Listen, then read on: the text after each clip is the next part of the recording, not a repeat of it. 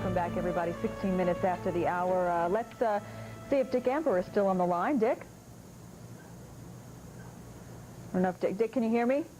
Lee, how are you? All right, there you are. Now, we were speaking to you before we stopped for the press conference. I guess the first question I had asked you, just to get this straight, your title, and is it the Pine Barrens Society? That's right. I'm the executive director of the Pine Barrens Society. We're looking at it from an environmental standpoint. Right. And perhaps we can shed just a little bit of light. Obviously, the officials are being very prudent in not trying to call this one way or the other. But let us tell you that from an environmental standpoint, this is clearly a very unnatural fire.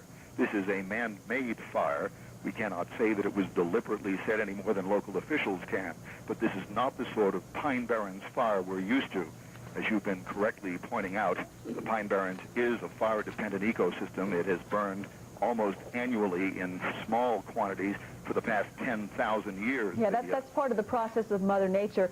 Dick, when a fire starts in the Pine Barrens and it's Mother Nature's fault, how does a fire usually start? Well, that's why we know it's not a naturally occurring fire. In the spring, in the dry portions of the spring, you will see lightning strikes set across all of the pine needles that have fallen to the floor of the Pine Barrens, and then naturally that rejuvenates the Pine Barrens. The Pine Barrens ecosystem is a fire climax ecosystem, and it burns regularly. That's part of how it works. All right, Dick, I'm going to have to stop you there again for one minute again. I'm sorry for interrupting you again, but I'm now being told we have Nicole Nogid standing by live with the governor and also with Suffolk County Executive Gaffney. Nicole? That's right. The governor and County Executive Robert Gaffney have just arrived here. They're here to make sure that the residents here are all okay, and they're checking with people to see how everything's going.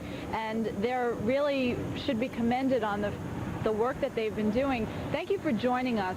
Tell me what you've seen throughout this day. Well, we've seen a fire that looked like it was completely out of control and was going to jeopardize some of the residences, and we saw something that was very desperate this morning. And by the end of the day, the governor and I were up in a helicopter, and it looked like it was very much on its way to being contained, with every probability that it would be fully contained by either tonight or tomorrow, and that was really good news.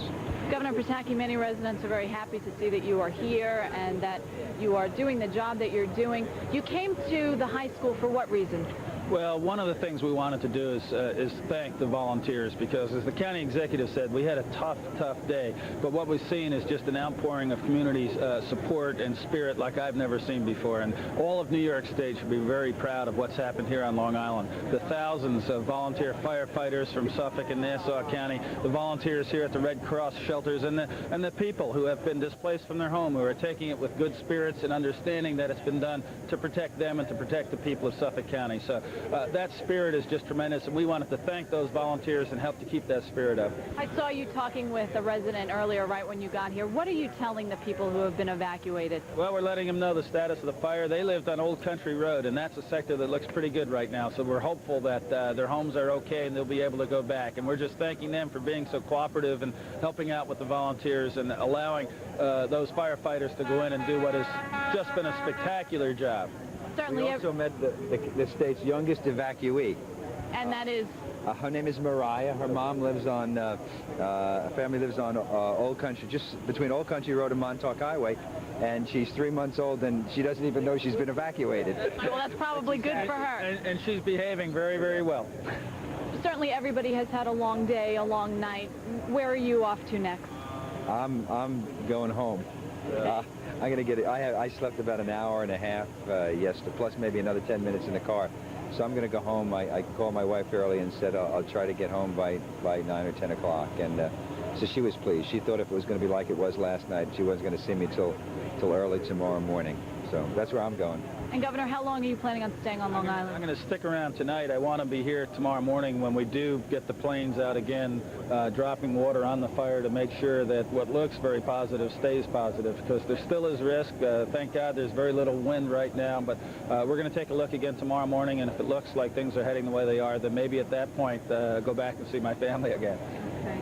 Well, thank you both very much for joining us. That's it for now. Now, back to the studio. Nicole, can you get just a status report for us from either the county executive or the governor on exactly what the status of the fire is right now? Okay, gentlemen, Lee Tyrell is asking if you can give us a status report on the fire at this very moment. Okay, well, at this point, the fire's well on its way to being contained. It's not contained yet, although as we speak, it may well have been. The fixed-wing biplanes are dropping water. There's 2 big Chinook helicopters. The governor, I saw one dipping the bucket into Wildwood Lake, putting out fires, and it really looks good. The smoke is not blowing sideways. What smoke there is coming straight up, which means the wind is down, and the humidity's up in the evening, and they're getting a good handle, a very good handle on it. So. Any guesstimate as to when this fire may be out for good?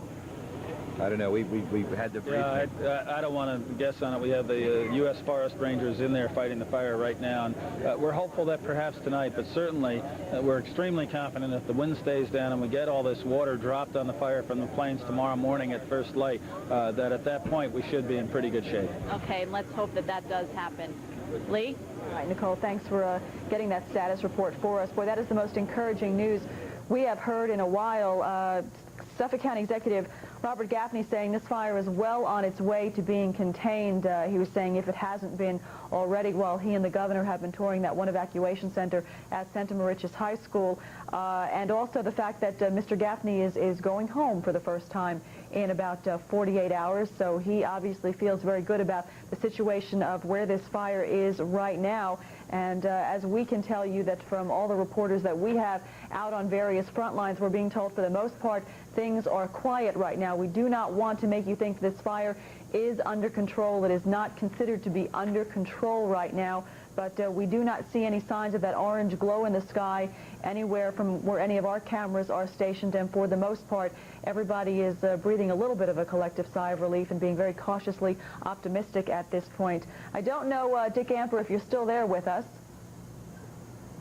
Yes, we are, okay. And eager to hear the good news. We've had to interrupt you twice, Dick, and I'm so sorry that we've done that. But in this particular case, it seems to be for pretty good news. It is very good news. The concern of the governor, the county executive, and the local emergency people is with the population. It's with the people. They're the ones that have been endangered throughout this process. They appear now quite correctly to be a little bit less concerned. That doesn't mean that we can relax our efforts. We suspect this fire is going to continue for a good period of time, but they seem to have protected the population. That's the #1 concern. Now, Dick, you were explaining to us before how fires like this can naturally occur. Let's see if we can get back to that for a second. That's fine. The natural portion is very undramatic. We're looking at a very unnatural fire. This fire is a human-created fire. We're not pointing fingers at any individuals. We're not declaring arson. But the Pine Barrens fires that have been burning on and off for 10,000 years are a natural part of the Pine Barrens process. But they tend to occur as a result of lightning strikes, usually early in the spring, that naturally cleanse all of the pine needles that are on the ground and allow for regrowth and rebirth of the Pine Barrens. The questions that obviously come to your mind once the human population has been controlled is, and to so many other folks, and we've been getting phone calls all day, what about the animals? What's going on the ground? Yes, I know a lot of people are concerned, and our reporters were saying they saw, just families of rabbits scurrying along the roadway trying to escape this fire. Do we have a deer population in that area as well, Dick? We do. All of the fast-moving animals actually have sort of been raised by their parents to understand that there are going to be fires in the Pine Barrens, and they can outrun the fire. They have a tremendous sense of smell. They have tremendous capacity to move around. So not only rabbits, but deer and fox and all of the animals that made this worth preserving are actually capable of maneuvering away from the fire. The animal species and the natural species, apart from human beings, are doing fairly well. The chipmunks and other animals that burrow get under the ground, and they are actually protected from the fire. Others run. The birds are usually threatened by naturally occurring fires early in the spring because they've just laid their eggs in their nests, and now we're dealing with the fall, and they're about to abandon those nests. So we're not losing bird populations and the wonderful globally rare plant species. They're in the wetlands areas. They are not burning. It is the dry upland areas that are being affected by the fire. we got some problems with some box turtles that just don't move so rapidly, and we got problems of that sort. Yeah, so Dick, is it safe to say that we did unfortunately lose some wildlife in these wildfires? We've lost precious little wildlife, and that's good news. It's remarkable, Lee, despite this tremendous human drama that's unfolding in front of us, the natural plant and animal species are adapting fairly well. They're moving from one area to another. That's why we created a Pine Barrens Preserve, so they could move from one area to another without, like, running into neighborhoods where they couldn't function. They're tending to migrate very well. We've had very few reports of animals hit on roads trying to escape. They're moving from one section of the Pine Barrens to the other. The animal species are doing remarkably well given the magnitude of this fire. But apparently, the focus is quite rightly on the human population. All right, Dick, in our final 30 seconds here, but apparently these Pine Barrens are just, they're a tinderbox right now. They're so dry. We have got to be careful with everything we do in this area right now. It's absolutely correct, whether it's an accident or deliberate. Just dropping a cigarette in this very tinder, dry forest is going to create a problem, and it's a problem that none of us need right now. Or even a hot running engine, I understand, well, or a catalytic converter. Right. That's absolutely right. All right. Dick Amper, I want to thank you very much for joining us, and also you as well. Please stay with us. We'll take a break and be back. Our live coverage will continue in just a minute.